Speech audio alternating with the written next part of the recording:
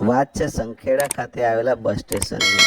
આગ લાગે ત્યારે આગનો સામનો કરવા માટે, આગથી બચાવ માટે ફાયર એક્ઝિસ્ટિંગર ખૂબ જ ઉપયોગી બનતા હોય છે।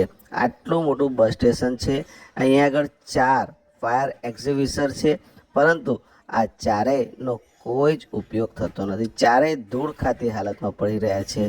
એ તો ઠીક, આ ચારેયની જે ઉપયોગ કરવાની મર્યાદા છે, સમય મર્યાદા છે, તે પણ પૂરી થઈ ગઈ છે।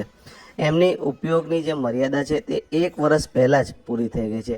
તેમ છતાં પણ ગુજરાત રાજ્ય માર્ગ પરિવહન વિભાગ દ્વારા આ ફાયર એક્ઝિસ્ટિંગર બદલવામાં આવતા નથી કે નથી તેને રિફિલ કરવામાં આવતા। જો આગ લાગે કે અન્ય કોઈ દુર્ઘટના સર્જાય તો કેવી રીતે તેનો ઉપયોગ કરવો, એ એક યક્ષ પ્રશ્ન છે। સંખેડા બસ સ્ટેશનની આ એક ગંભીર લાપરવાહી સામે આવી છે। ફાયર એક્ઝિસ્ટિંગર અહીંયા સ્ટોર રૂમમાં ધૂળ ખાતી હાલતમાં પડી રહ્યા છે। નથી તેને રિફિલ કરાવાયા કે નથી તેને બદલવામાં આવ્યા।